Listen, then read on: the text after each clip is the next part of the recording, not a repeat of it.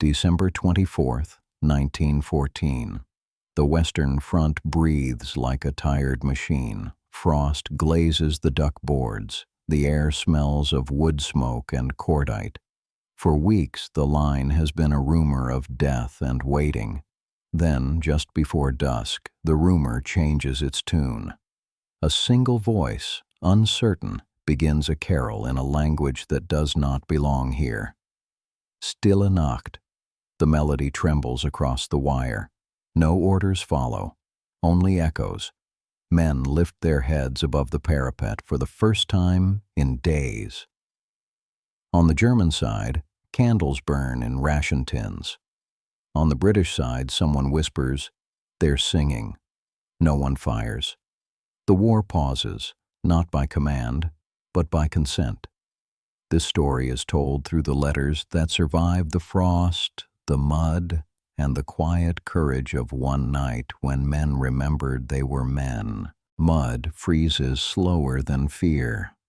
Private Thomas Barlow, 1st Royal Warwickshire, keeps his hands in his pockets to save feeling for writing later. He has one sheet of paper left, creased at the corners, already addressed to his mother in Birmingham. When the singing stops, he tears a candle stub in half and lights his half anyway. The trench glows like a cave. Letter 1. Dear Mum, you won't believe this, but tonight there was no firing. The Jerrys sang carols and we answered, and then they shouted to us to come out. We laughed, thinking it was some trick, but one of them climbed the parapet unarmed, waving his hands. So we did the same. I shook hands with a man who said his name was Carl. He offered me a cigar, and I gave him some of my bully beef. We stood there like neighbors over a fence. No one seemed to know what to do with the peace once it arrived. It felt shy. Dear Mum, you won't believe this, but tonight there was no firing. The Jerrys sang carols and we answered, and then they shouted to us to come out. We laughed, thinking it was some trick, but one of them climbed the parapet unarmed, waving his hands, so we did the same. I shook hands with a man who said his name was Carl. He offered me a cigar and I gave him some of my bully beef. We stood there like neighbors over a fence. No one seemed to know what to do with the peace once it arrived. It felt shy. The peace was not official. The generals did not plan it. The ministers did not endorse it. The chaplains did not predict it. It spread the way warmth does, quietly, sideways, from man to man. By midnight, the front from Ypres to the Lys was lit by candles instead of flares.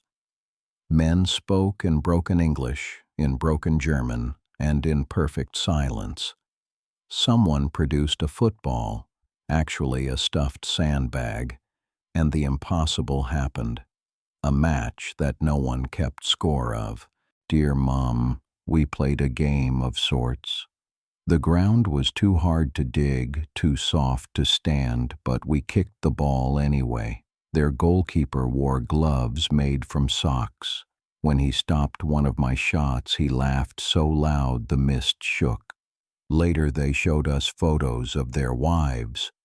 One chap had a girl with a baby only a few months old. He said, "For him, I fight. For him, I stop tonight. I think I understand." Photographs crossed the wire more easily than bullets. Buttons were traded for badges, bread for beer. A barber from Kent trimmed a Bavarian's beard with a penknife while a crowd applauded the precision. Someone passed round a hymn sheet. "O come, all ye faithful." Voices that had been trained for orders and oaths found their way back to music. The cold deepened. The stars were hard, bright, and many. In that fragile stillness, officers grew nervous. Command could not compete with what men chose themselves. Dear Father, You always said there is no real difference between workmen, only the work they're given. Tonight proved you right. These Germans build the same kind of fire we do, curse the same cold, miss the same food. One of them asked me if I thought the war would last much longer. I told him, not if it depends on us. He smiled and said, then perhaps it will depend on someone else. I hope he's wrong. For some hours, the front looked less like a scar and more like a village. The language barrier dissolved into laughter and gestures. A bottle changed hands every few yards. A soldier carved a small wooden cross from a ration crate and planted it between the lines. No flag guarded it. No enemy claimed it. Corporal John McEwen of the Scots Guards described it later as a madness of decency. The phrase survived the censor's pencil because decency was not classified information. Dear Annie, you'd have laughed to see it. We were a congregation in greatcoats. I shook hands with a man whose boots were held together with wire. He said he was a baker before all this, and I told him I was a postman. We both thought it funny that letters travel further than men. He gave me a bit of his bread and said, "For the post. I think I'll keep it till I see you." By dawn on Christmas Day, the truce had its own routine. Men fetched the dead from no man's land, side by side. They buried them without speeches. A German chaplain read a psalm. An English sergeant said, "Amen." No shots interrupted. No orders reversed it. The war waited politely until they were done. Back in London, newspapers reported unofficial Christmas peace, as if peace required paperwork.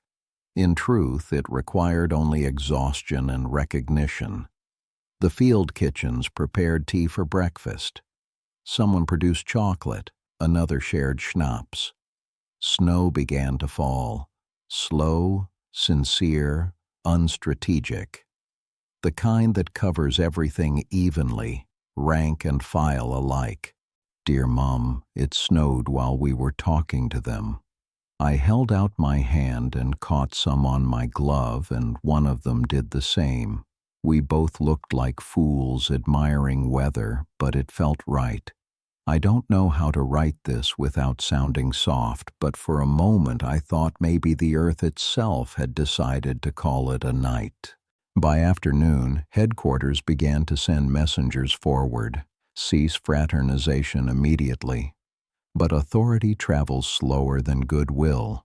The men obeyed in stages. Some saluted across the wire, others exchanged final gifts, an address, a button, a half-smoked pipe. Then they climbed back into the trenches they had just left, carrying the quiet with them. A few days later, the guns resumed their discipline. Artillery replaced carols. And yet, for years after, the letters kept appearing. In attics, in trunks, in museums, still smelling faintly of tobacco and pine. Dear Mum, the truce is over now. We are told it must never happen again.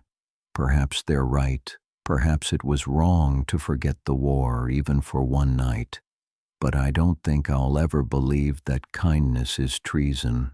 If I'm lucky enough to come home, I'll bring that story instead of souvenirs. He did not come home. His letter did. Delivered weeks later, the postmark blurred by melted snow.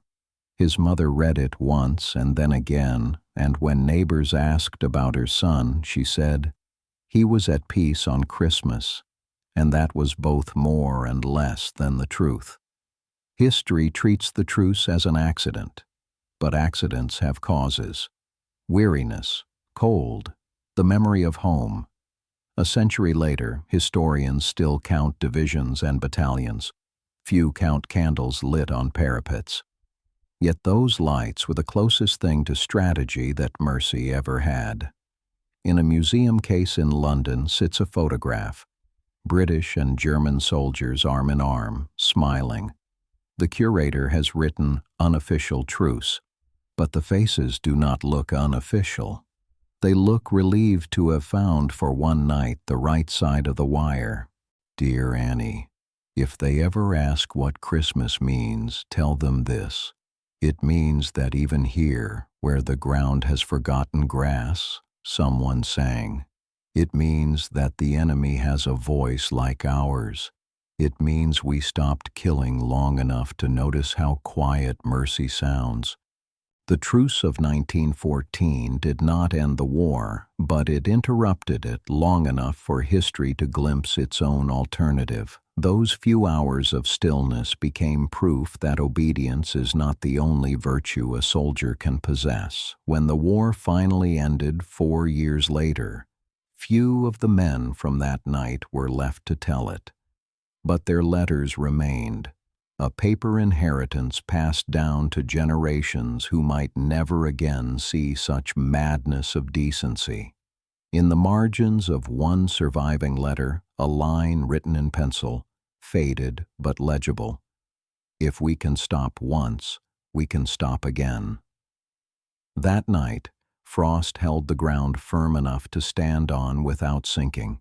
Somewhere between the lines, two voices finished the same carol in different languages, perfectly in time. And then the world resumed its work.